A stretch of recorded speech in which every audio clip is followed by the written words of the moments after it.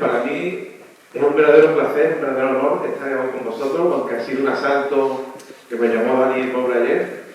Por favor, José, digo, no te preocupes que para eso estamos los toreros, para poder en cualquier plaza. Yo me considero un médico, pero sobre todo un transmisor de cultura agrícola. Yo creo que la asignatura pendiente que nos tiene en este país, ¿no? Conocer un poquito de dónde venimos y a dónde vamos. Solamente ver la tradición de innovar, a mí personalmente me impresiona. Y ver una prensa de fundición de una aceituna que está verde, que no está negra, eso es tradición de innovar. El logo es bestial, Porque a mí me gusta, y a los bolivianos nos gusta poner en funcionamiento molinos antiguos. Nosotros ponemos en funcionamiento prensas de viga de más de 400 años y molinos de sangre. Porque si no sabemos de dónde venimos, no vamos a ver dónde vamos a llegar. Bueno, pues la conferencia de hoy la he denominado los pilares de la obra. Y para mí en esa fotografía hay 5 grandes motivos pilares de la obra, que es la calidad, la principal, la cultura, por supuesto un molino de sangre de los antiguos, el medio ambiente, por supuesto una foto de un lince ibérico al lado de un olivo monumental, que se puede ver en este país, Mi gran pasión, el aceite de la salud, y por supuesto la gastronomía. Ustedes se encuentran que hoy en día el principal y casi único uso del aceite de oliva virgen extra en el mundo es comer, es la gastronomía. Y cualquier evento, aunque no haya venido y creo que después tenemos algo preparado, sin gastronomía, fracasa. Somos mediterráneos, nos gusta comer, nos gusta hablar de comer antes de comer, nos gusta hablar de comer cuando estamos comiendo, y cuando terminamos de comer decimos, ¿y mañana qué comemos? Y ahí tiene que estar bien en esta, no nos queda otra. Bien, pues partiendo de esta premisa, vamos a ver si esto quiere arrancar. Ahora, pues como dice Moisés, soy Francisco Roberto Tapia, soy médico y soy presidente de una asociación que se llama Olearum, Cultura y Patrimonio del Aceite. Y fíjense nosotros lo que queremos hacer, lo que hacemos, ¿no es? Conocer primero la cultura del aceite en nuestro país para ponerla en valor. Pero bueno, nos han dado lecciones de cultura en Túnez, en los congresos que hemos hecho, en Italia, en Portugal, porque la cultura del aceite no piensen ustedes que es genuino del español. En Túnez nos daban lo que no tenían. Nos daban lo que no tenían. Y te vas a ver con una troglodita al desierto y ves que la gente no tiene nada y te invitan a un té y te invitan a lo que sea. ¿Vale? También en Túnez hay olivares que entre 4 olivos cabe un campo de baloncesto. Bueno, también otra cultura diferente, ¿no? Fíjense aquí algunos motivos de la cultura agrícola de nuestro país, como el olivo milenario de Gorga, donde vivía una familia dentro, de 10 personas. Y esta que ven aquí ustedes es la ventana del olivo. O molinos trogloditas españoles que están en cuevas, por ejemplo, en la zona de la Alpujarra Granadina, o la fiesta de los rondeles, la fiesta del Capazo, donde se vincula la cultura del aceite por el fuego. O sea que la cultura del aceite es extensísima. Muy bien. Siempre que empiezo una conferencia me gusta empezar con esta frase. A ver si esto pasa. Que dice, solo se ama lo que se conoce y solo se defiende lo que se ama. Si no conocemos las propiedades saludables del aceite, su cultura, cómo usar el aceite en la gastronomía, pues nos quedamos cortos. Es importante conocer para difundir. Bien.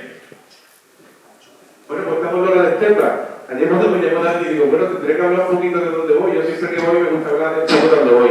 Por lo menos lo básico, ¿no? Y está ahí una comarca que se llama la comarca de la Sierra Sur de Sevilla, de vuestra cooperativa, pero he visto algunas fotos que son de esas cooperativas que empezaban a obrar cuando tenían 1 millón de kilos en el patio, cuando eran otro concepto de la calidad, ¿no? Bien. Y sobre todo me ha gustado ese logo tan interesante que tenéis, que aúna tradición e innovación. Bueno, pues tenéis un patrimonio limonero grandísimo, donde premia, como en el sur de Córdoba, como en el norte de Málaga, como en el poniente de Granada, una variedad principal que se llama Ojilanda, también llamada lucentina, sino niña. Pero tenéis otros tesorillos. Tenéis la manzanilla, que está está en todas las pizzas casi de todo el mundo, una figura de mesa. Tenéis también la picual. En Málaga este año el picual ha sufrido mucho, porque el picual es más señorito que el blanco en el tema del agua. Cacheta más. Tenéis, por supuesto, una joya. Todas las comarcas tienen joyas. Aquí tenéis una joya que se llama Lechín. Lechín de Sevilla, también se llama Fortaleña o Gitana, que se están arrancando mucho. Y ese aceite en el mundo solamente se puede hacer en este contorno. Si perdemos esa especificidad, estamos perdiendo nuestra identidad. En Málaga están arrancando verdiales, en otros lugares están arrancando otras variedades, porque ahora está la sana costumbre de los lobbies, de los superintensivos, de las variedades que salen nuevas, pero también variedades antiguas son posibles utilizarlas en este tipo de cultivos. Por ejemplo, un compañero nuestro Leal, desde hace tiempo ha apostado por la agonia en la tierra mancheta, está dando muy buen resultado. Y por supuesto tenéis una emigrante, que es la arbequina, que si no lo saben ustedes, se llama arbequina, porque en el siglo XVIII el duque de Medina Celi la introduce en un pueblo de Cataluña que se llama Arbeca, y le prometió a cada olivicultor, ellos son payases, que por cada olivo le iban a pagar un maravilloso. Todavía están esperando. Pero bueno, la arbequina se introdujo y ya está aquí también con nosotros. Bien. ¿Qué más cosillas tengo que contar yo de vuestra tierra? Bueno, pues tengo que contar que tenéis un gran patrimonio humano. Lo primero, la gente del campo, olivicultores y olivicultoras. Y segundo, tenemos aquí un grandísimo ponente, que antes os cuento una anécdota, de cuando empiezan los premios del ministerio, que decían a este señor que está aquí, y otra vez está usted aquí para coger el premio, soy pionero en la calidad en este país. Cuando la calidad empezó a sobrenadar sobre los platos de aceite, ¿no? Y me estoy refiriendo a don Eduardo Pérez Pérez, que aquí nos acompaña en un motivo tan especial como es la entrega del premio de investigación que va a su techo, a su nombre. Bien. ¿Y de qué depende el resultado de los aceites que tenéis en vuestra comarca? Pues muy sencillo, de tres factores principales. El primero, ya lo hemos dicho, su gente, el factor humano. Tomo una foto de los de antes, cuando se limpiaba la cisna en el campo con las carandas o con las aventadoras. Por supuesto, el medio geográfico también influye. La sierra, el tipo de tierra, la pluviometría, todo eso influye. Aunque últimamente el cambio climático está dando una mala pasada. Y por supuesto, vuestro clima, ¿no? Este clima mediterráneo, continental, suave, que hace que, bueno, que la fiblanca pues, pueda aquí curtirse, ¿no? Bien, además de esto, tenéis un patrimonio oleícola, casi todo basado en la fiblanca, que son vuestros buques insignias, y que, como yo siempre digo, los aceites deben ir bien vestidos. Pasamos una época, que después lo vamos a ver en la diapositiva, de tener los aceites mejor vestidos del mundo, con profesionales de la pintura como Rafael de Bernard haciendo unas datas espectaculares. Pasamos directamente a las botellas de lejía. ¿Saben a qué me refiero, no? Menos mal que hoy en día ya estamos vistiendo el aceite con cariño, con tradición y sobre todo con merecimiento de lo que lleva dentro de la botella. Bien. Y después tenéis un patrimonio gastronómico, yo quiero decir del salmorejo, ¿no? O de la porra que al lado, cualquiera dicen en Antequera salmorejo. Estamos hablando casi de lo mismo, ¿no? Estamos hablando de una gastronomía donde el principal ingrediente es el aceite de oliva virgen extra. Y aquí estáis haciendo una labor muy bonita, que yo he sido desde hace muchísimo tiempo, como sé, el tema del arreo, ¿no? El arreo estáis sacando unos libros de recetas, unos recetarios antiguos, por innovación, que también hay que innovar, donde se pone el valor. Pues simplemente estáis poniendo en valor, después saldrá el libro de Enrique Quinaria, que fue el primer libro de receta de la historia, que lo escribió pues posiblemente el primer rondón de la historia, que se llamaba Marcos Gabriel Apicio, en el siglo I. ¿Qué decide vuestros ochillos, que no son los mismos de los de V de Baeza, o qué decide vuestro rococito? Todo necesita el alimento vertebrador de la dieta mediterránea, que es el virgen extra, el zumo de aceituna. Bueno, y con esta foto y con estas indicaciones que he dicho antes, vuestra comarca de la Sierra Sur de Sevilla, de la Campiña Sur de Sevilla, para mí es un diamante en bruto. Un diamante en bruto pendiente de pulir. ¿Para qué? Para hacer un oleoturismo sostenible, delicado, sencillo y sensible. No todo vale. Antes me han comentado una anécdota se hace en torno a llegar. Si lleva 2000 años, hay que seguir cuidando. Todos en mi trabajo. Bien. Pues yo os presento a este que le hablo un poquito más joven, durante la fiesta de la molienda que se celebra en Antibono, en un molino de más de 300 años, donde celebramos cómo se elaboraba el aceite antiguamente. Fijaros el aceite más curioso, estamos hablando de febrero, varía el viaje, con su sobrera. Pero bueno, curioso en el sentido de que no es un aceite para vender, es un aceite para demostrar cómo se hace antiguamente. Bien. Pues todo lo que he dicho antes, para mí los pilares de la OVE son la calidad, por supuesto, sin calidad no vamos a ningún lado, la cultura, el medio ambiente, la salud y la gastronomía. Y de eso vamos a hablar un poquito a pie juntillas. Fíjense, vamos a partir del árbol. Aquí os presento un árbol, que ya Columela dijo que era el primero de todos los árboles, el olivo, del siglo I, un agrónomo gaditano, y que curiosamente está de Málaga. Bueno, por curiosidad, se llama el olivo de Manicero, fue el olivo monumental de España en el año 2013. Y pongo esta fotografía porque hay un refrán muy bonito que dice: casa del padre, viña del abuelo y olivar del bisabuelo. Hoy queremos plantar olivos y a los 2 años ya queremos tener producción. Eso antiguamente era de otra manera. Pero fíjense, por lo menos, que sea un refrán, estamos por encima del mundo del vino, aunque sea una generación. Yo jamás estaré en contra del mundo del vino. Lo que sí solicito es que seamos capaces de que el aceite esté a su nivel. No de calidad, sino de tradición y de muchas más cosas. El vino calienta, pero el aceite alimenta.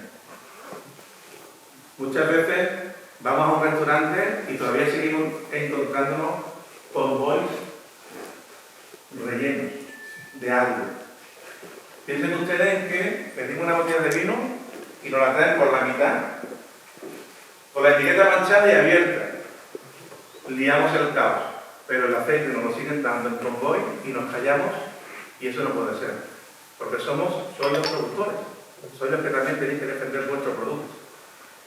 Yo he firmado el libro de reclamación en un restaurante, porque muchas veces se le dice, y el hombre a lo mejor lo comprende y dice: bueno, no se preocupe usted. Pero hay gente que no, que encima te lo debate. Y no, yo no tengo nada que debatir con usted, esto es ilegal. Tengo un libro de reclamación y usted ya se apañará con quien se tenga que apañar. Yo creo que tenemos que ser un poquito estrictos en ese concepto. ¿Qué más cosillas? Bueno, pues su fruto, la aceituna, su hija, ¿Saben ustedes que tenemos ya diagnosticadas 427 variedades censadas, cultivadas en nuestro país? Fíjense qué paleta de colores, de sabores, de olores nos dan eso a nivel gastronómico. 427. Y no son sinonimias. Sinonimias, por ejemplo, lo que comentaba antes. Igual o marteño, pero es una sola, ¿vale? A veces con la sinonimia pasan cosas curiosas. Hay una variedad de archidona que le llaman mortal de archidona, pues es la misma que la ocal. Entonces le dice a una de archidona que su escritura se llama ocal y se enfada, ¿no? Pero eso es la sinonimia, eso es de la infraestructura. Después tenemos el oro líquido, ¿no? El oro verde, que ya Homero hablaba de él hace casi 3000 años, en la Odisea, en ese famoso libro. O sea que estamos hablando de una cultura muy milenaria. Y por supuesto pongo esta foto porque precisamente, y Moisés lo sabe hacer muy bien, la cata es el buque insignia de la cultura del aceite. Si no sabemos catar, o no sabemos conocer lo bueno y lo malo, en este país al final lo que cogemos es el precio. Y evidentemente los aceites malos son más baratos. Si nosotros a nuestro hijo, a nuestro sobrino, a nuestro nieto le preguntamos: ¿qué quiere un móvil de 200 euros o uno de 500? Y te dice, sin respeto, dice: yo de 500, ¿por qué? Porque sabe que es mejor, porque sabe que tiene más megas, tiene más pantalla, tiene más resolución. En el aceite tenemos que conseguir eso. Y la cata es el buque insignia en ese sentido. Saber cata, saber diferenciar lo bueno de la mano es vital. Bien. Y aquí pongo una mano, que para mí es la diapositiva más importante de esta noche, y pensáis, bueno, pues si son unas manos, pues sí, son las manos de la gente que nos da de comer. Cuando era la pandemia, que íbamos a trabajar los médicos y la gente del campo. Fíjate si sois importantes, sois importantísimos. Sin vosotros no tenemos aceite, no tenemos vino, no tenemos pan, no tenemos fruta, no tenemos carne, no tenemos pescado. Sois vitales, vamos a vernos lo que es verdad. En algún momento de nuestra vida necesitaremos un médico, o un abogado que nos haga una escrita, o un informático que nos arregle el ordenador del móvil, pero todo lo que necesitamos con nuestras manos, las manos de la gente del campo. Eso es vital, no se nos debe olvidar nunca. Ya saben ustedes que somos hegemónicos en el producto a nivel mundial, no desde ahora, desde siempre, ¿no? De 2 botellas que hay en el mundo de aceite, comercializadas prácticamente una es española, pero de 3, una es andaluza. Vamos a ver. Ahora, en cultura, somos hegemónicos, somos los primeros. Todavía nos falta, como decimos en Málaga, nos hace falta un poquito de chiche y limonada, ¿eh? No lo tenemos que creer, que la cultura transmite y vende y convence. Y en eso antes no hemos hablado, Italia. Es que Italia hace 40 años, cuando se hacían los aceites nuevos en las cooperativas, en la Unión Cooperativa, en la Manzana, se hacían una fiesta para recibir el primer aceite. Eso lo llevamos aquí haciendo relativamente hace poco tiempo. Y la gente cuando hace el aceite fresco, verde, se pierde lo mejor. Se pierde lo mejor, se pierde la esencia. Los aceites no huelen aceite, los aceites huelen al fruto del que procede, que es la aceituna. Bien. Seguimos. ¿Vamos bien? Bueno, pues claro, ante vosotros que sois gente del campo, la mayoría, lo que normalmente os interesa es si llueve, si no llueve, cuánto vale el aceite, cuánta gente se dedica a lo mismo. Pero eso a la gente que compra aceite no le interesa. A la gente que compra aceite le interesa darle argumento para que compre el aceite. Y el primero lo hemos dicho ya, la calidad. Sin calidad no podemos convencer. Eso es vital. Pero tenemos otros argumentos para vender aceite. El primero, los valores culturales. Fíjate, hace unos años, en una guía muy famosa que hay en España, había un aceite de Sudáfrica. ¿Ustedes decían los españoles de Sudáfrica? ¿Hacen aceite? Sí, los olivos lo tienen que hacer allí, entre comillas. Curiosamente, el que lleva esa almacén a un técnico años. Que carga.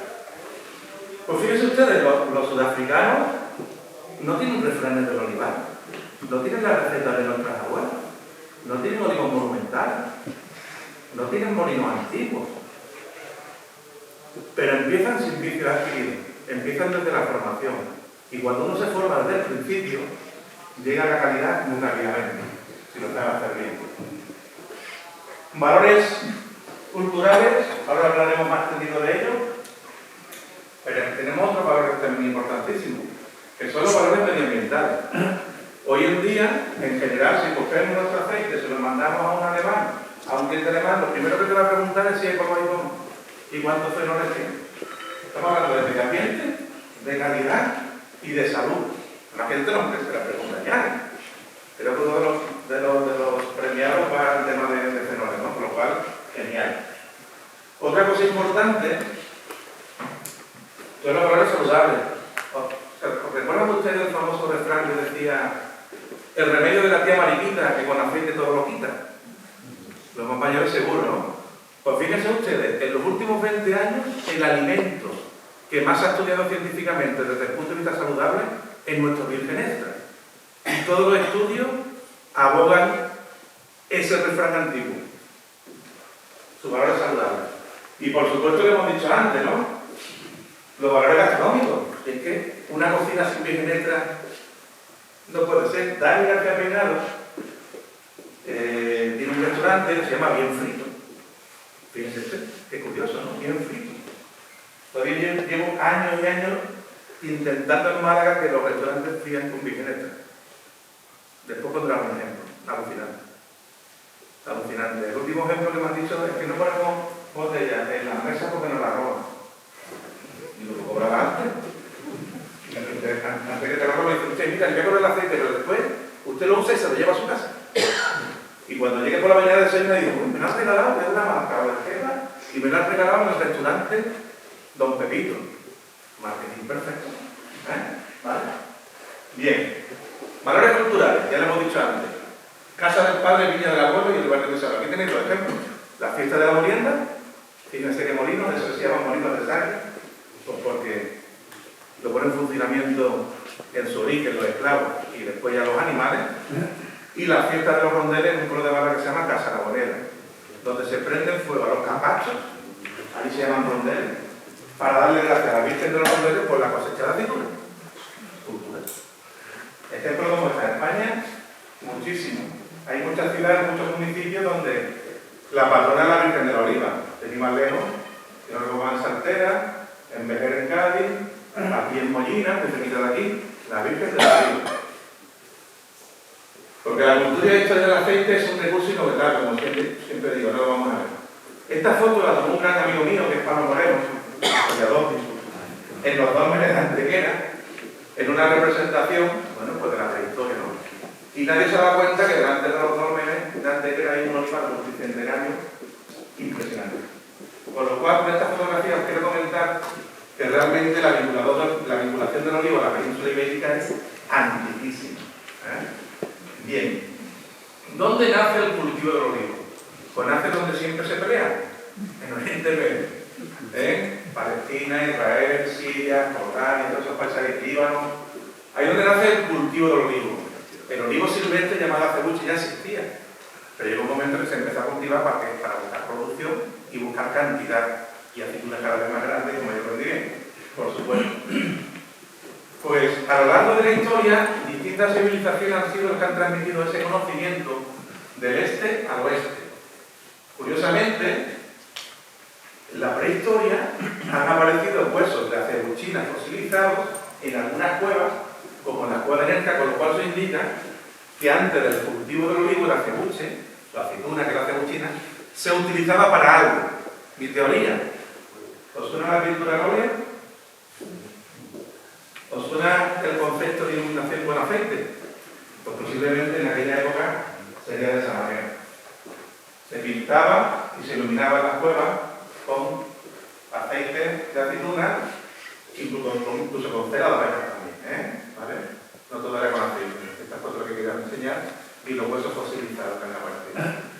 Bueno, pues en esta época antigua era tanto la simbiosis que había entre el hombre, evidentemente la mujer, y el árbol olivo, que fíjense ustedes, con la madera de olivo se hacían los cetros de los reyes. Hasta Moisés llevaba sus cetros de olivo.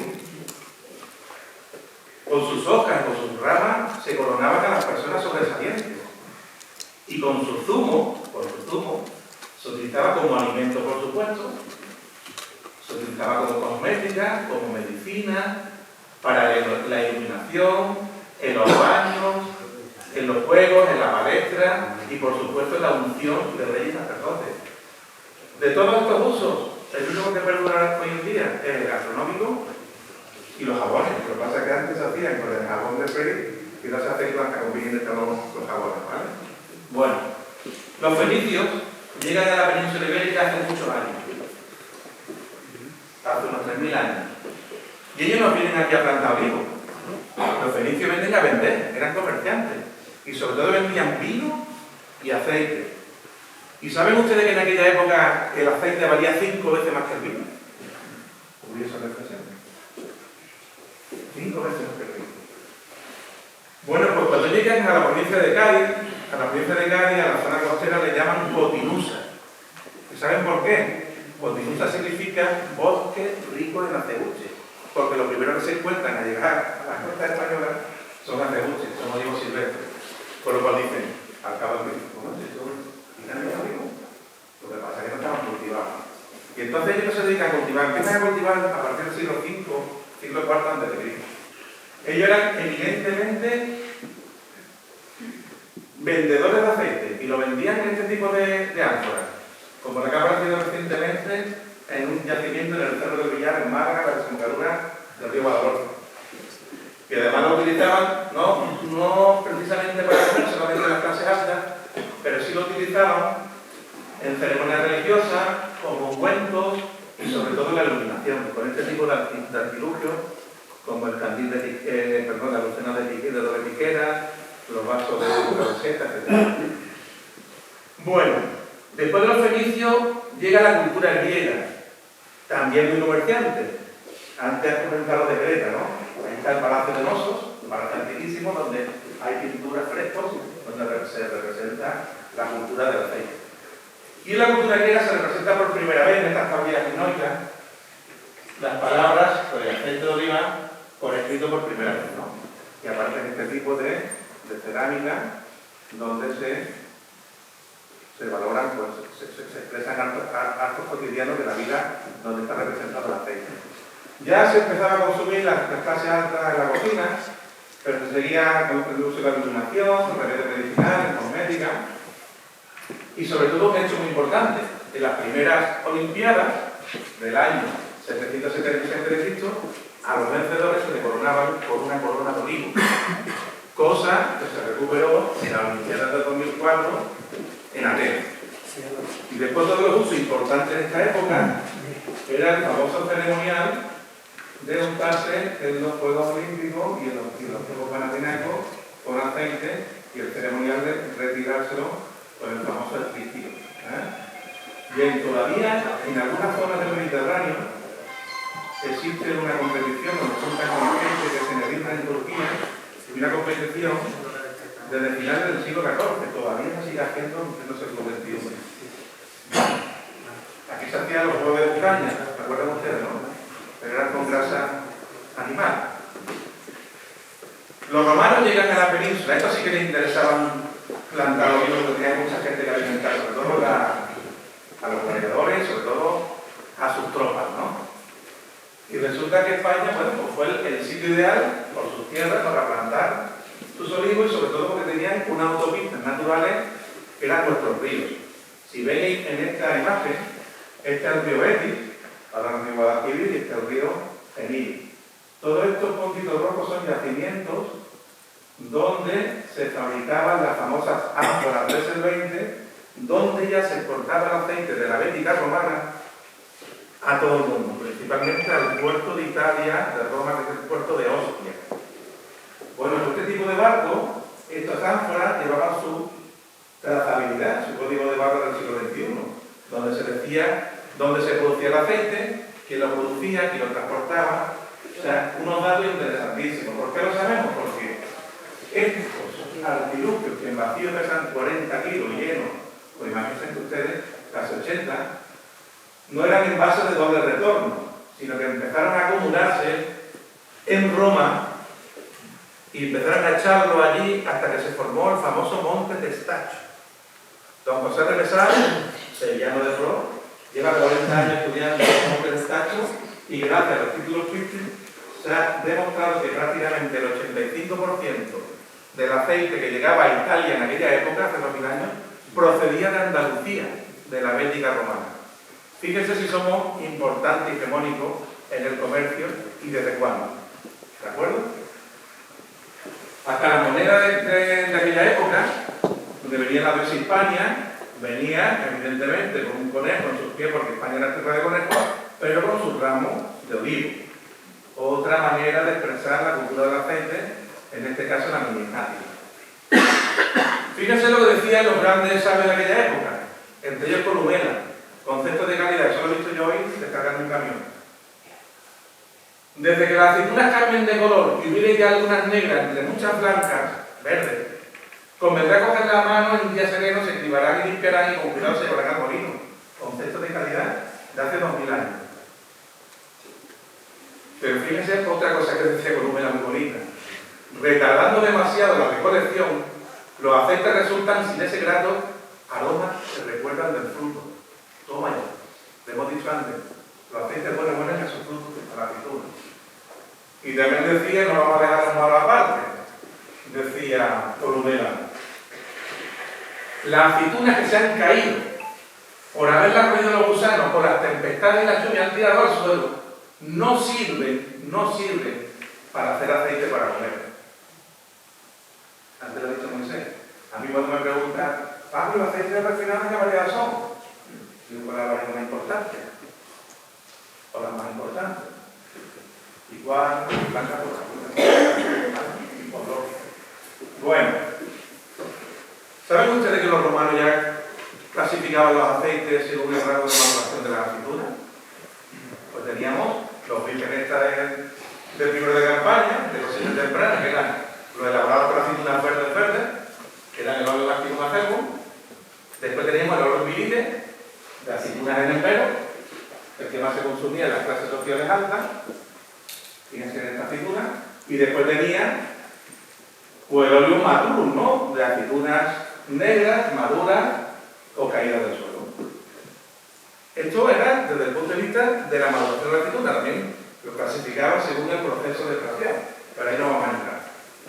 Y en esta época ya saben ustedes que los romanos aparece el concepto de dieta mediterránea, de trilogía mediterránea, con el vino, el aceite, el poquito, el cereal. Muy cerquita de aquí tenemos el yacimiento, pero en Antequera quizás han tenido la suerte de descubrir muchísimo. Allí Manolo Romero, que es una eminencia como arqueólogo municipal en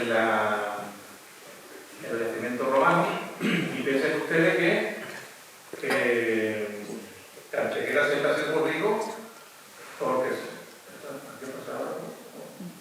¿Dónde lo digo?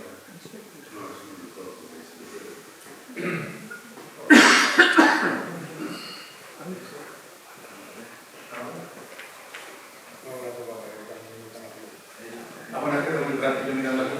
Vamos a ir por aquí. ¿En los monitores suyos se ve? No. ¿No se ve?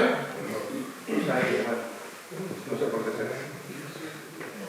Estos son algunos de los yacimientos romanos que han aparecido en la comarca de Antequera, ¿no? Que aquí, evidentemente, en Estepa, en Écija, hay muchísimos también, ¿no?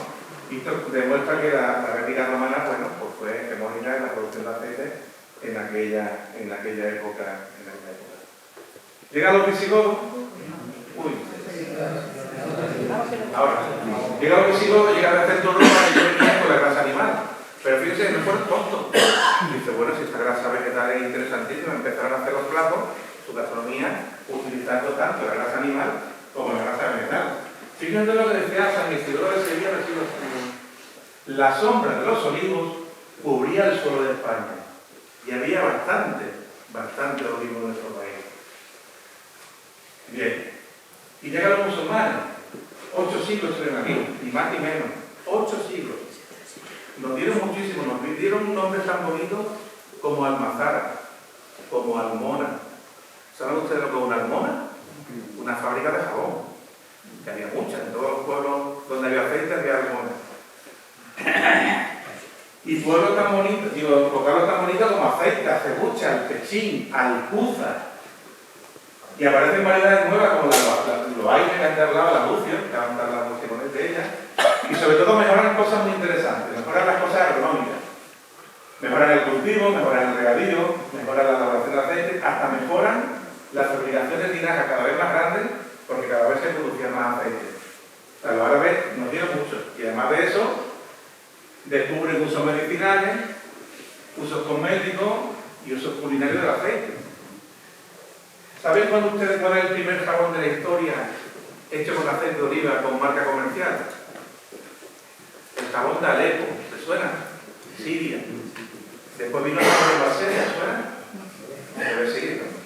Después vino el jabón de Castilla, el jabón Lagarto, el jabón Flota, todo hecho con aceite de oliva. Bueno, seguimos.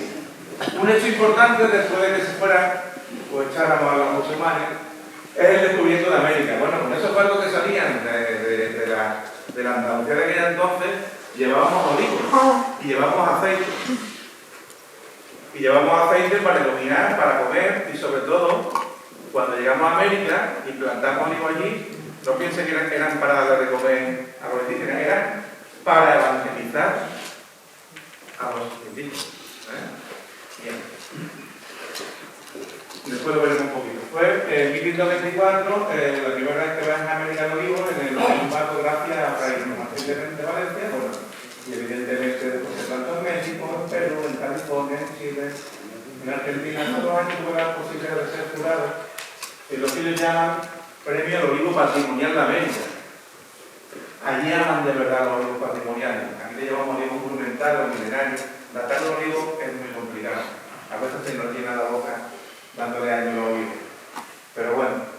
Y fíjense, esta es la variedad que salió de aquí, que es una variedad típica sevillana que se llama Cañivano Blanco, que es la misma que la picholipa aquí, pues la que pasamos por allí, y que en América, en la zona de California, copió el nombre de misionera, porque fueron los misioneros españoles quienes llevaron esa aceituna a las misiones en Estados Unidos. Muy bien. Pues otro barco, otra expedición que sale de Sevilla en este caso, que sale en 1519, que es la famosa expedición de Fernando de Magallanes, pues llevaban un montón de litros de aceite en esos barcos, hasta casi 6.000 litros de aceite, para consumir gastronómicamente y para iluminar también en ese traslado. ¿De acuerdo? Ya saben ustedes, ese barco al final, esos 5 barcos, Fernando Magallanes sucumbe en Filipinas y al final el que vuelve es Juan Sebastián Elcano, que sí era español, Magallanes era portugués. Bueno, pues fíjense, en este tipo de barcos, las famosas tinajas españolas de aceite, que todavía se conservan y que están en el Museo Naval de Madrid. ¿Alguien me puede decir cuántos años tiene este olivo? ¿Han visto ustedes algún olivo tan grande como estos? Pues hay más de 40 en el sitio donde lo plantaron. ¿Saben dónde es? Para datar un olivo, lo mejor sabe cuando se plantaron y está por escrito. Pues está por escrito. Esto se planta en la época del Olimpo Vasco de Quiroga y se plantan en un pueblecito de México que se llama Sinsunza. Este olivo se plantaron en 1562. No tienen 500 años. Por eso es muy difícil datar un olivo por los tamaños, porque en cada sitio crece de manera diferente. Por esto que digo que muchas veces se nos llena la boca y preguntan, pues ¿cuántos años tiene ese olivo?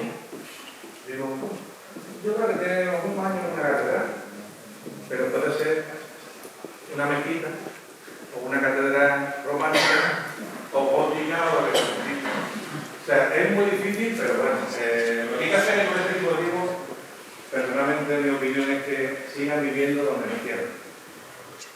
Y lo dejo. Bueno, en el siglo XVI alcanza su apogeo, ya lo dice el famoso libro de Agricultura General de Alonso de Herrera. En el siglo XVIII empieza a llegar a otros continentes como Sudáfrica, Australia, Nueva Zelanda. Posiblemente Charles Darwin en 1835 fue la primera persona que en su viaje a bordo del Beagle vio por primera vez el olivo en los 5 continentes, porque uno de los continentes que visitó fue Australia, ¿no?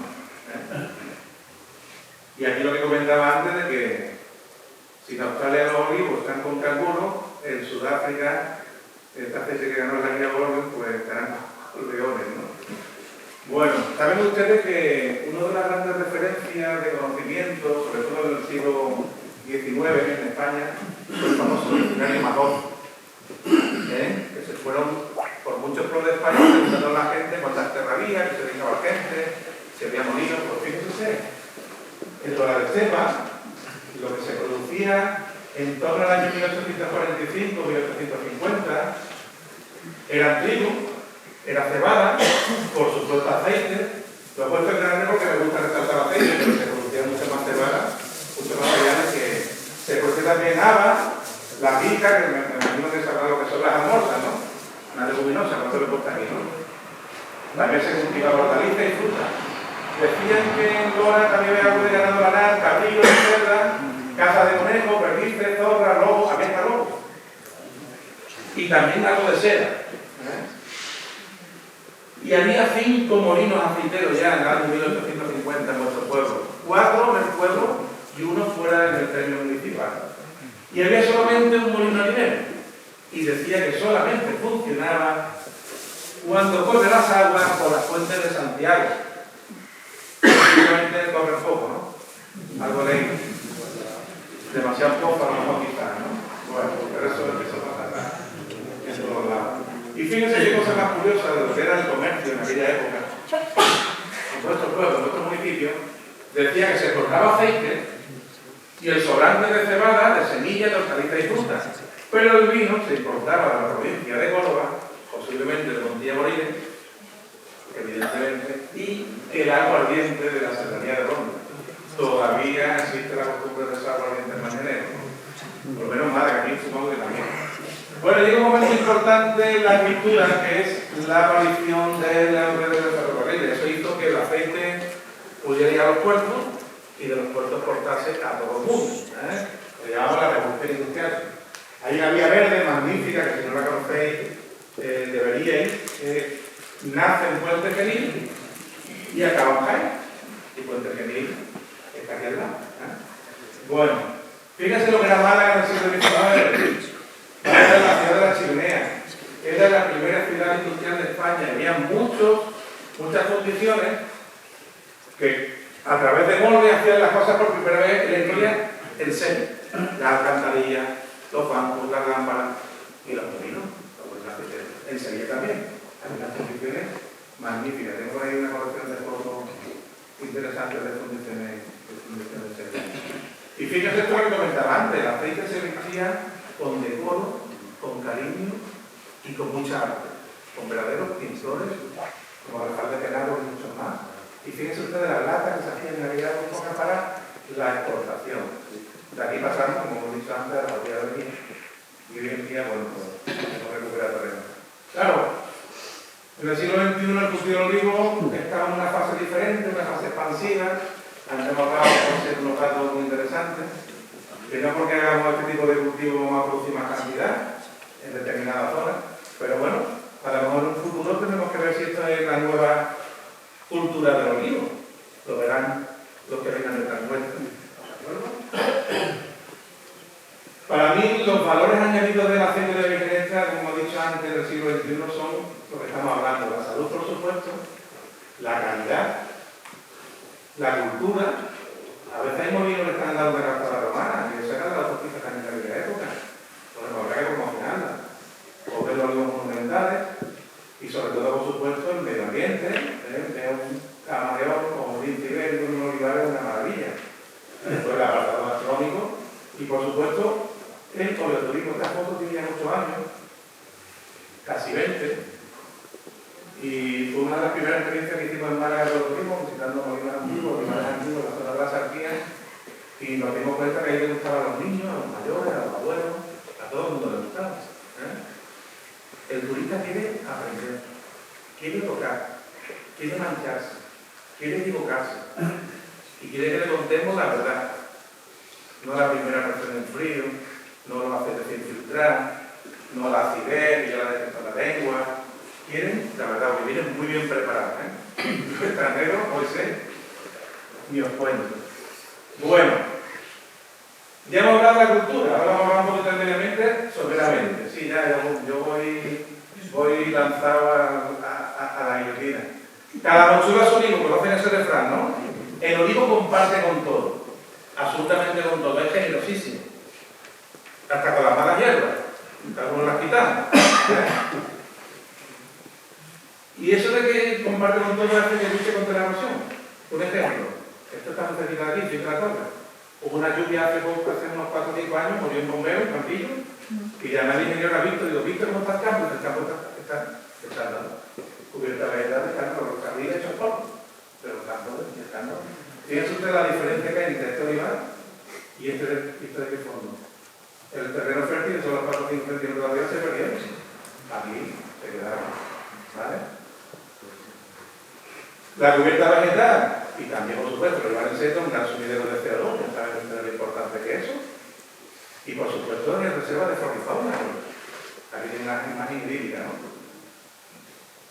También hay que hablar del proyecto LIFE, Olivares Vivos, no sé si lo conocerán, pero gracias a esto se ha demostrado que el olivar per se es un organismo medioambiental de primer género. Han aparecido especies botánicas que no se conocían y animalitos que se estaban perdiendo, como el antacón rojizo, ¿no? Típico del olivar. Bueno, pues, fíjense, de tantos viajes que he hecho por España, a veces soy tan quisquilloso que veo con quién comparte el olivo. Si nos vamos a la Sierra de Cádiz, comparte con la viña. Si nos vamos a en las islas de, como los romanos, las islas imperiales, que hace una marca de cerveza, una variedad que dice la cerveza del olivar, y es porque la cerveza está en el olivar. O las Alpujarras Granadinas, amigos monumentales de 15 metros de alto que abajo tienen, por ejemplo, naranjos, posiblemente el primer invernadero de la historia, o cerezos y olivar en Alfanate, aguacate y olivar en la Tierra de Granada, huerta y olivar en Coín, maíz y olivar, castaña y olivar, algarrobo y olivar, en el delta del Ebro también tenemos arroz y olivar. Si te vas a Monópoli, al sur de Italia, tenemos lo que ahora nos gusta, las flores, ¿no? De esta época, y olivar, Pinzabo y olivar, una de las películas de relaciones que está en Málaga, en Ojén, en la ciudad de Ojén. pistacho, espárragos, girasoles también, la competencia como grasa no tan saludable, pero lo tenemos también, usar las cantidades de Sevilla, los almendros, azafrán, curiosamente, lavandín, el olivar comparte con todo el mundo, no nos olvidemos también de esta faceta. Y sobre eso también las buenas malas hierbas, ¿no? Ese espárrago triguero que está tan bueno, ¿no? Estamos esperando que llueva para comérnoslo con las famosas collejas. Y ojo, la seta de olivo es súper venenosa.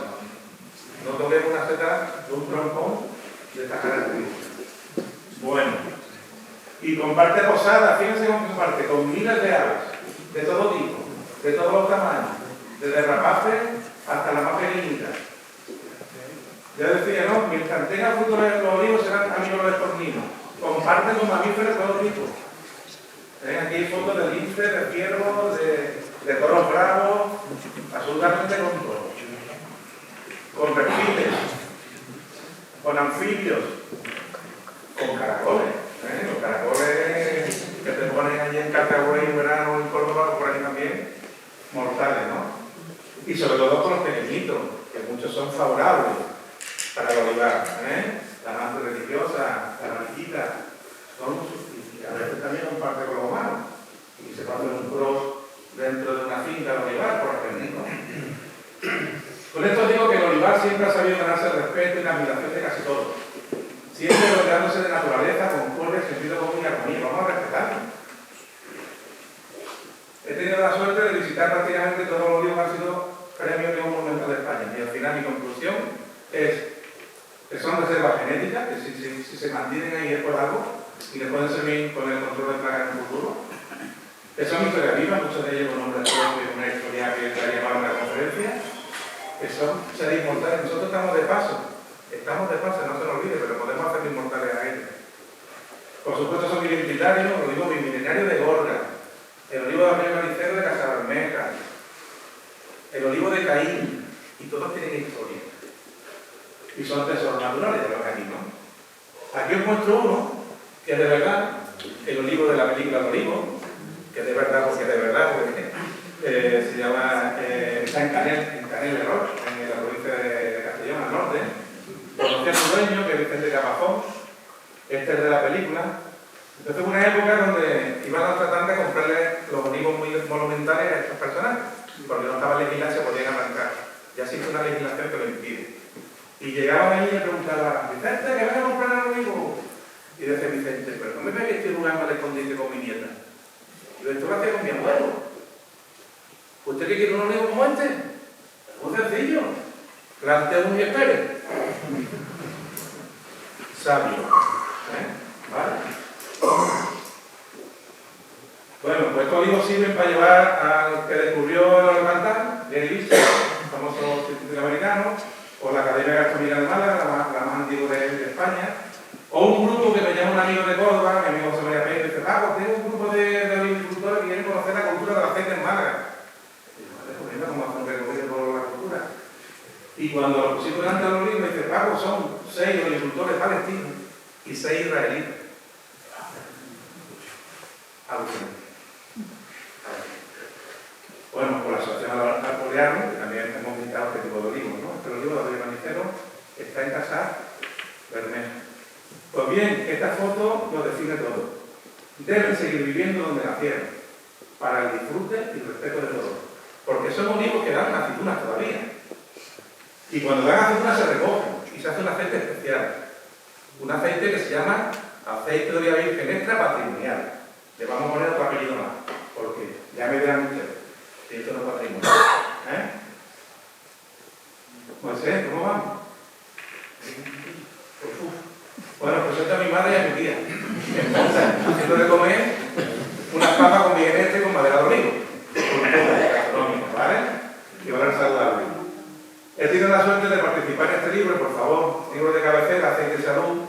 Es un poquito científico, pero no hemos intentado bajar al albergo que estoy intentando hacer yo hoy para que me entendáis todos, ¿no? Realmente merecía la pena tener este libro en... La dieta mediterránea, ya saben ustedes que es un potaje bien hecho, con ingredientes muy bonitos, a fuego lento, y la receta de hace muchos años. Eso es la vitamina del año. Y por supuesto, el virgen este no debe faltar. Esto lo descubre un señor que se llamaba Ansel Keys, porque llega a Europa y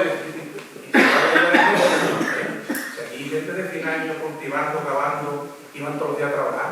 Esto puede ser, yo vengo de Estados Unidos con 60 años, la gente se muere. Y empieza a preguntar a la gente cómo vive, cuántas veces come, qué es lo que come, a qué hora come, con quién come, y se da cuenta de una cosa muy sencilla, que la salud depende del estilo de vida, de todas estas cosas que le preguntaban. Bueno, esto lo dijo antes, mucho antes, otro señor que se llama Hipócrates, ¿no? Dice que el alimento sea tu mejor medicina y tu mejor medicina sea tu alimento. Bueno, pues gracias a este estudio, pues era inmediatamente americano, llegamos en el siglo XXI y empezamos ya a estudiar español, ¿no? Porque el estudio de rendimiento sonará y el estudio de cardiopresión, uno de selección primaria y otro de selección secundaria. El estudio de rendimiento, pues las conclusiones son muy claras. Una dieta mediterránea suplementada con frutos secos y AOV reduce un 30% de lo que nos morimos en este país, que son las enfermedades cardiovasculares, los ictus, el infarto, los tromboembolismos, ¿de acuerdo? Pero aparte de eso, previene la osteoporosis en las mujeres, reduce el 40% de diabetes, gran pandemia, por cierto, y reduce el 70% de cáncer de mama. Y en vivo se ha demostrado que en una dieta mediterránea que la gente vea virgen y un poquito de ejercicio encima adelgaza. O sea, las famosas calorías del aceite ya no estamos volviendo buenos. Fíjense lo importante que es estudiar las cosas con rigor científico siempre. Esto no es remedio de mariquita, esto es 7.500 pacientes estudiados durante más de 10 años. Bien, después tenemos otro estudio muy interesante que es de Córdoba, el estudio de Córdoba, donde se cogen a personas que han sufrido infarto de miocardio, 1.000 pacientes, se les pone una dieta mediterránea y se dan cuenta a los 7 años que la mayoría, la mitad prácticamente, no reincide en la patología cardíaca. Estos son datos demoledores que la tenemos que conocer. Por primera vez aparece el aceite en la pirámide de la dieta saludable donde tiene que aparecer, pues de la misma altura que fruta y verdura y cereales. Antes siempre lo teníamos endemoniado, ¿dónde? Aquí arriba. Lo que pasa es que se quedaron un poquito cortos, porque solamente pusieron aceite de oliva. Yo hubiera puesto como un apellido. Virgen, o vírgenes, o vírgenes. Y sobre todo aparecen conceptos tan importantes como el descanso, el ejercicio físico, la convivencia, las técnicas de cocina. No todo es a la plancha, hay muchas técnicas saludables, ¿vale? Bien. ¿Saben ustedes que hay un concurso mundial de dieta saludable que se han hecho durante 8 años? Siempre ganado de mediterránea. Pero cuando se pone en valor y cuando se practica, claro. Bien. El profesor Rodrigo Bien decía que promulgaba la dieta del CLM. ¿Saben ustedes lo que es la dieta del CLM, no? Comer la mitad. Comer la mitad, claro. Los platos, la frugalidad, ¿no? Los platos de postre, ¿no?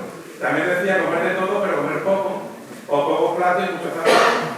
O como dice el refrán, tertulia, zapatos de alimentación mantienen tu corazón. Bueno, o de cantar.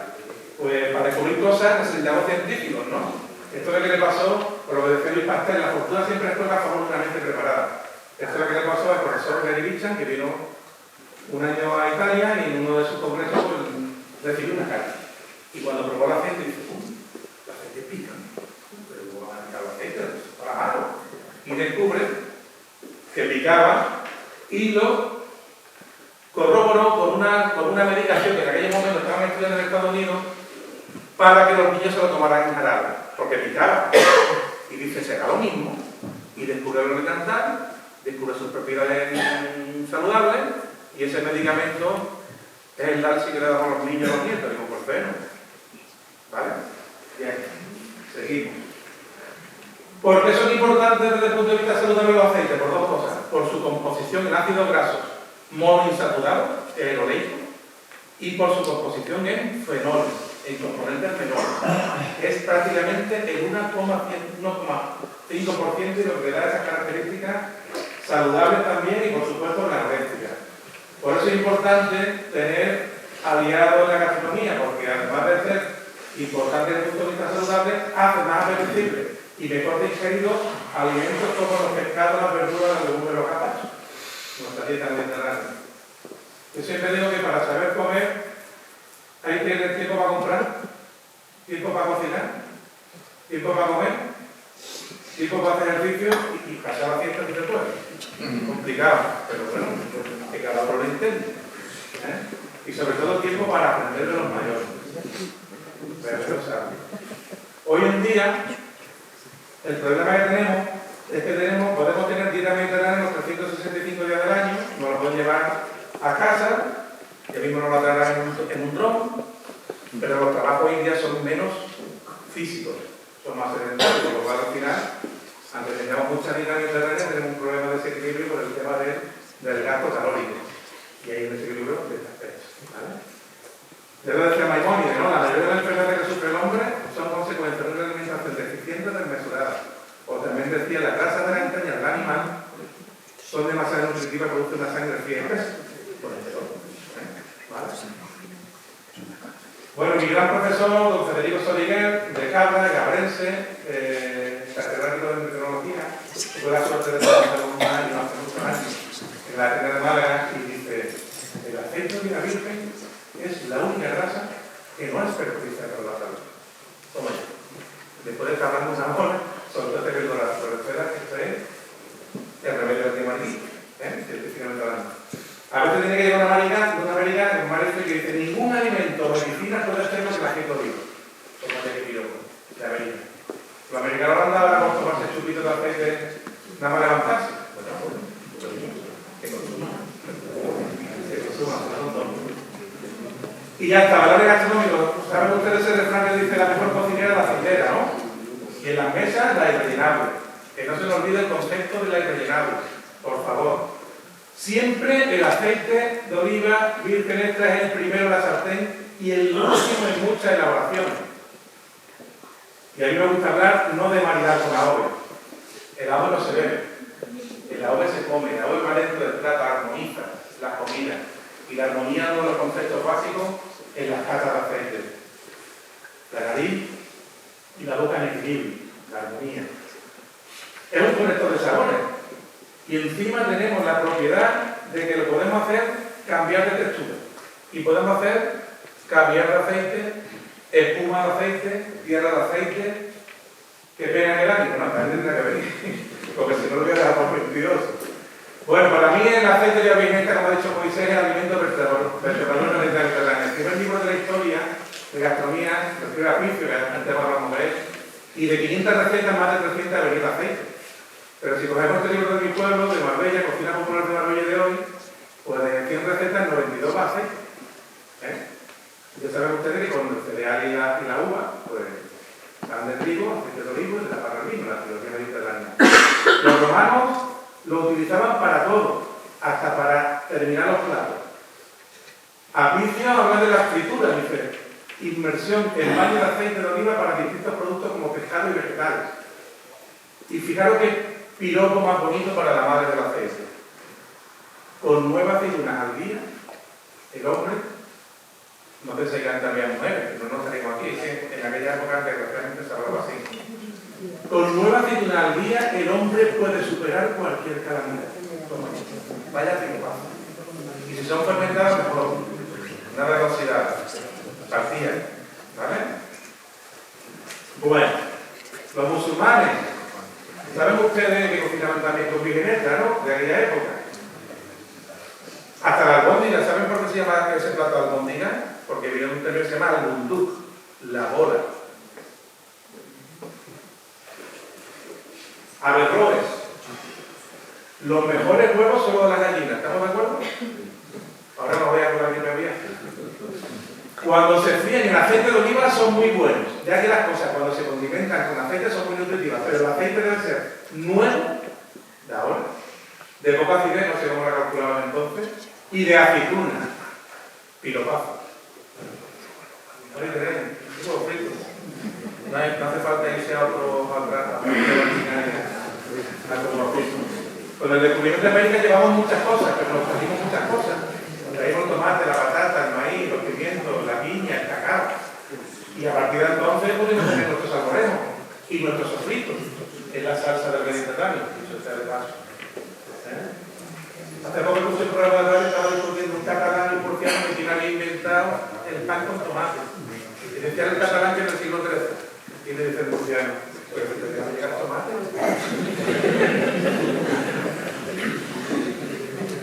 Miren ustedes qué cosa más bonita. Mitad del siglo XVI, veníamos de la zona musulmana y a la que no tomaban cerdo lo echaban. Una noble granadina escribe su memoria, escribe un montón de recetas de aquella época. Y una de ellas es un escabeche, una técnica de cocina ancestral, de conejo, perdices, liebre y palomino. Y aparece la palabra manteca tachada y el lado aceite. Curioso dato, interesante dato. ¿Saben ustedes que en el Quijote aparece 10 veces el aceite de oliva? Y solamente una desde el aspecto de vista comestible. Y 2 calderas de aceite mayores que las de un tinte servían de freír cosas de masa. Que con 2 valientes palas las sacaban fritas y las zambullían en otra caldera de preparada miel que allí junto estaban. Las flores de sartén. ¿Los suena? Los buñuelos, las torrijas, los pestiños, con aceite de oliva siempre. Porque la verdad delgaza y no quiebra, y siempre anda sobre la mentira como el aceite sobre el agua. Don Miguel de Cervantes. Y posiblemente otro de los grandes piropos de la historia del aceite, nuestro aceite, Lope de Vega, siglo de oro. Extraña propiedad la del aceite de oliva, cómo sabe reconciliarse con las cualidades de las cosas sin querer crédito con ellas, con las frías fríos, con las cálidas cálidos, con las húmedas húmedos y con las secas secos, con todas las cosas. Va bien con todo, los primeros, los segundos, los postres, calientes, ensalados, dulces, fríos, con todo. Bueno, yo digo de otra manera, el alimento más dócil del comodín de nuestra cocina mediterránea. Y esto es una de las frases lapidarias también de las reflexiones lapidarias de la historia del aceite, don Miguel de Unamuno. Él dividía el mundo en 2, y la frontera natural era el río Loire, en Francia. Decía que al norte vivían unas personas muy altas, rubias, de piel blanca, de ojos azules, y que cocinaban con mantequilla. Dice, estos son esquimales. Y dice, al sur viven unos seres bajitos, morenos, de ojos negros, pelo negro, que cocinan con aceite de oliva. Esos son dioses. Qué bonito, ¿verdad? Bueno, pues hoy en día la nueva gastronomía tiene que combinar siempre la cocina tradicional, pero con altos grados también de virgen extra y de hacer las cosas bien, ¿no? Cambiar de textura, como he dicho, yo solo quiero hacer Dani hoy, pero bueno, yo me imagino el día que venga Dani se puede volver con él porque yo disfruto mucho con Dani y van a disfrutar mucho con el Dani. Bueno, seguimos, y esto de saber armonizar con la obra, ¿no? No todos los aceites son iguales, tenemos que saber utilizarlos. Yo siempre pregunto en todas las conferencias que levante la mano siempre el que toma el mismo vino. Y todo el mundo dice, ¿cómo toma siempre el mismo vino? Que hay muchísimos son todos buenos. Pues el aceite tenemos que darle la posibilidad al pueblo de al lado, a la provincia de al lado, a la comunidad donde al lado y al país de al lado. Porque aceite ponen ahí en todos los sitios. ¿Vale? Bueno, dije haciendo huevos, con pintor sevillano. ¿Saben ustedes quién es, no? Velázquez, 1618. Posiblemente la primera vez que aparece el aceite en una escritura en una obra pictórica, ¿no? Yo siempre digo que echando mucho aceite en la sartén cualquiera hacía bien, pero que está oliva, ¿vale? Y aquí los conceptos muy importantes, no es lo mismo lo que vamos a freír, ni lo mismo con qué lo vamos a freír. No es lo mismo freír una cosa que hay que asustar, como los charretes de entonces, o las cachofas que hacen en Jaén, que la echan y la sacan, que asustan. Que necesitamos una temperatura muy alta, que por ejemplo freír una patata que tiene mucha agua, a lo mejor 140-150 va bien. Y por otra cosa, por otro lado, es la temperatura de humo de cada aceite. Saben ustedes que el aceite de la virgen extra puede llegar a 210-220, pero el de girasol a 170-180, que es lo que tenemos que freír en boquerón vitoriano, no lo hemos sacado. Y una cosa muy importante, los aceites de semilla son ricos en ácidos grasos poliinsaturados. Ácidos grasos que son muy difíciles de digerir. Por eso cuando freímos con aceite de semilla y es una cena, esta noche no dormimos.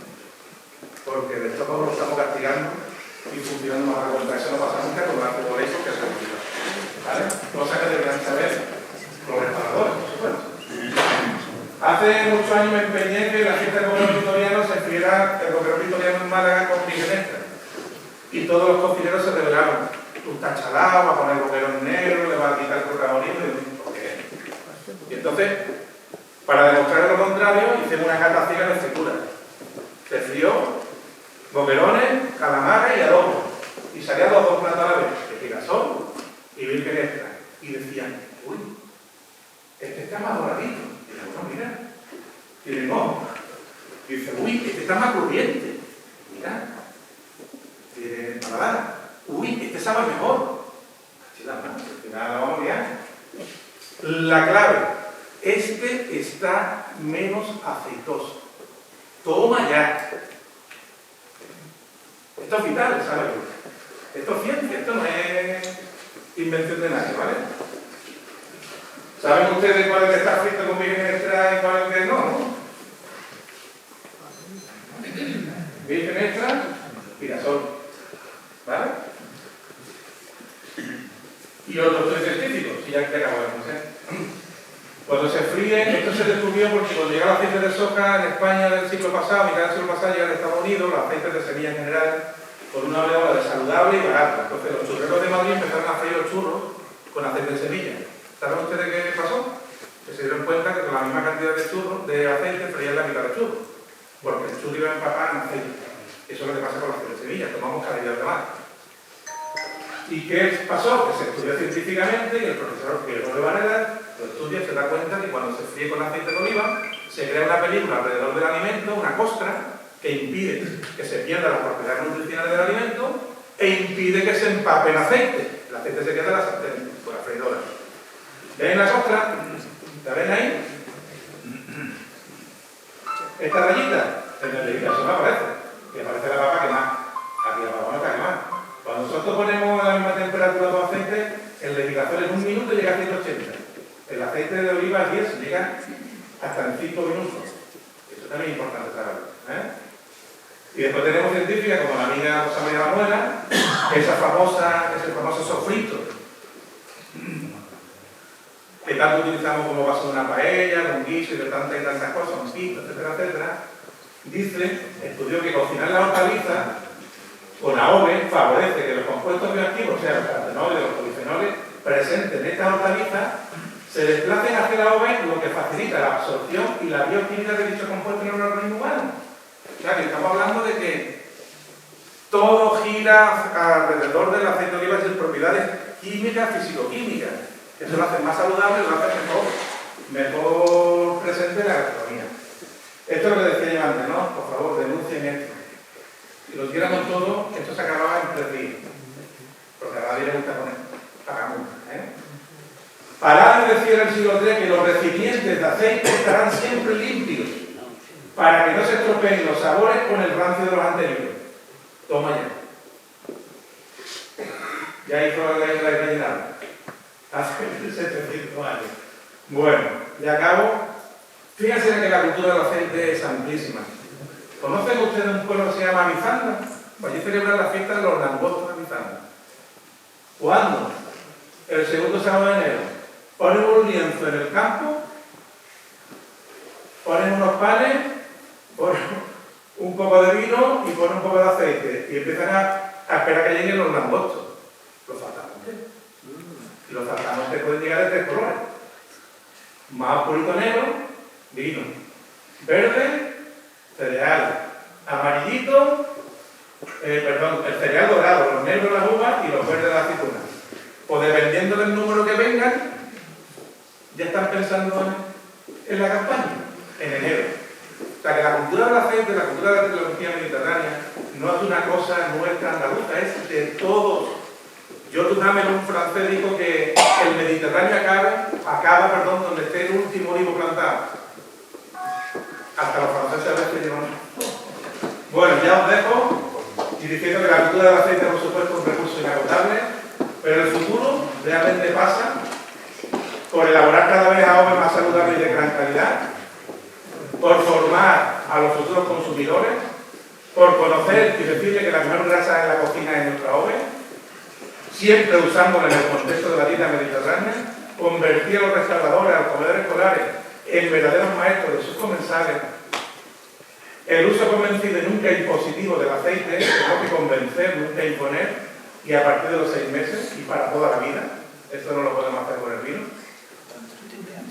Y por supuesto, apostemos por la variedad autóctona. No olvidemos de esta lechín, o de esta verdial, o de estas variedades que a veces se nos olvidan.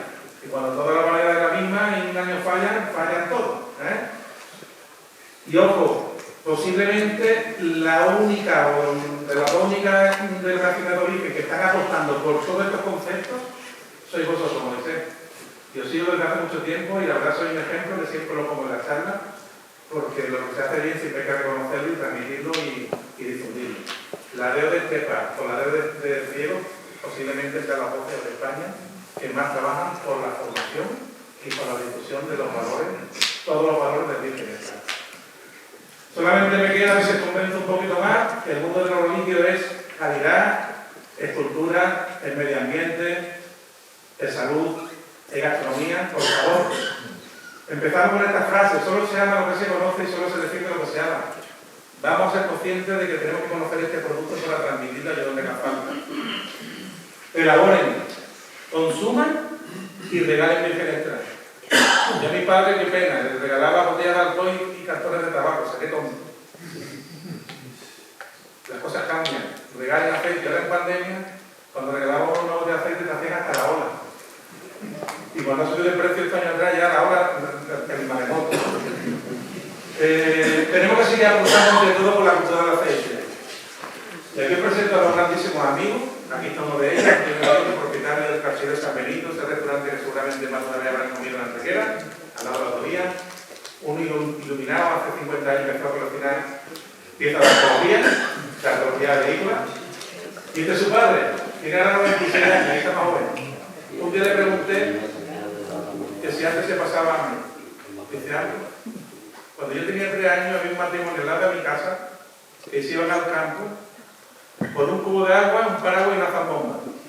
Y como un guasón, digo, pero te está quedando conmigo. Y dice, no, Franco, eso es verdad. Ahora que no son memoria. Dice, iban a los hormigueros.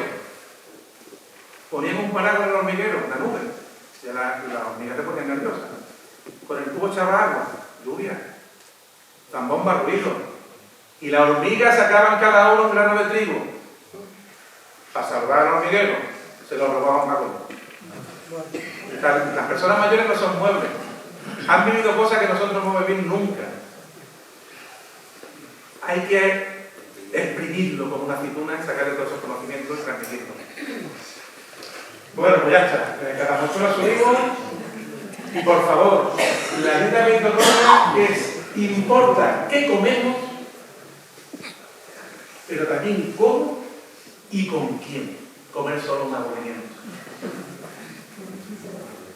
No perdamos eso, por favor. La comida familiar entre amigos. Y os dejo con una frase lapidaria de un agricultor como vosotros, en este caso de la provincia de Alicante, en un congreso de algo. Dice: aceite es la fuente por donde vuelve al corazón el alma de la tierra. Toma. Muchas gracias.